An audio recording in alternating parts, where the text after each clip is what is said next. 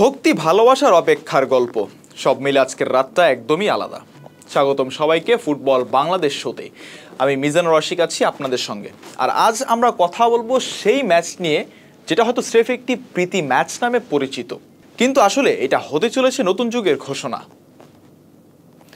বাংলাদেশ বনাম ভুটান দক্ষিণ এশিয়ার দুই প্রতিবেশী, কিন্তু আজকের গল্পটা একেবারে ভিন্ন। কারণ এইটা শুধু দুই দলের লড়াই না, এটা হচ্ছে বিশ্বাস ফেরানোর লড়াই। বিশ্বকাপ বাছাই পর্বে আমরা যতটা হতাশ হয়েছিলাম, এই ম্যাচ হতে পারে সেই ছন্দ ফিরে পাওয়ার সিঁড়ি।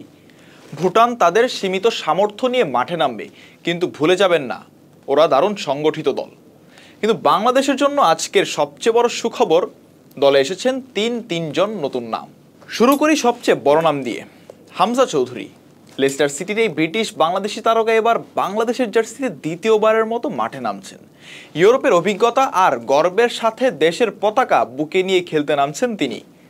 এই একটাই ঘটনা ফুটবল প্রেমী বাংলাদেশের বুকের রক্ত গরম করে দিচ্ছে।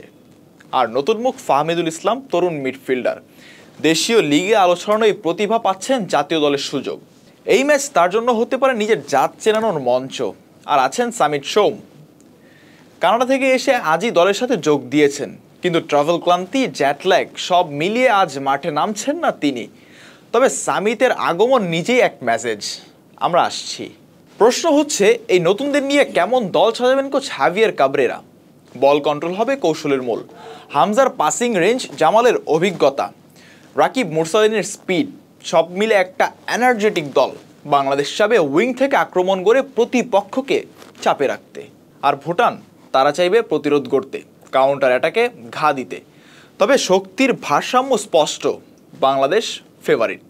অনেকে বলবে, আরে ভাই প্রীতি ম্যাচ, এমন কি হলো? কিন্তু আমি বলবো, এই ম্যাচটা একটা বার্তা, একটা পরিবর্তনের শুরু।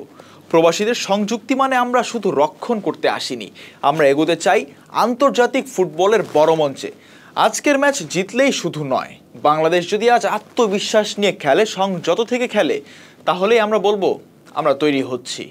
এই ছিল আজকের বিশ্লেষণ। ম্যাচ শুরু হওয়ার আগে যদি আপনি এখনও উত্তেজিত না হন, তাহলে আবার বলছি, হামজা আসছেন, ফাহমিদুল নামছেন, সামিত এসে গেছেন। এটা কেবল প্রীতি ম্যাচ নয়, এটা হচ্ছে নতুন বাংলাদেশের প্রথম অধ্যায়। আবার দেখা হবে ম্যাচ শেষে, নিয়ে আসবো পোস্ট ম্যাচ রিভিউ। ততক্ষণ পর্যন্ত জয় হোক লাল সবুজের। আমি মিজানুর রশিক বিদায় নিচ্ছি ফুটবল বাংলাদেশ থেকে। বাংলাদেশ চলো সামনে।